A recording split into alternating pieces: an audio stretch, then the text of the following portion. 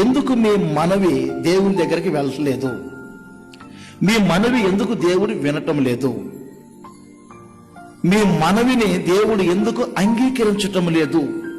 Promotion రావాలని, ఉద్యోగం రావాలని, పిల్లల వివాహ విషయాలు, ఎన్నో మనవులు ప్రభువుకు చెప్తున్నారు, కానీ అవి ఆయన వినటం లేదు.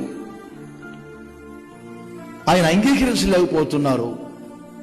వాటి ప్రతిఫలాలు మీరు అనుభవించలేకపోతున్నారు. ఇక్కడ యోహాను రాస్తాడు, మనము ఏమి అడిగినా మన మనవిని ఆయన వింటాడు, అంగీకరిస్తాడు. అయితే ఎలా మనవి చేసుకోవాలి?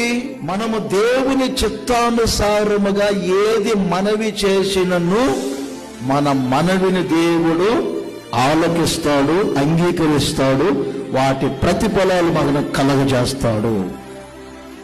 నేను మనవి చేసుకునేది దేవుని చిత్తానుసారమైనదేనా, లేకపోతే నా స్వేచ్ఛ కొరకు నేను ఇది అడుగుతున్నానా?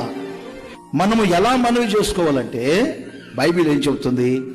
ఆయన చిత్తానుసారముగా మనము ఏది మనవి చేసినను మన మనవిని దేవుడు వింటారు, మన మనవిని ఆయన అంగీకరిస్తారు, మన మనవికి తగినటువంటి ప్రతిఫలమైన దయచేస్తాడు.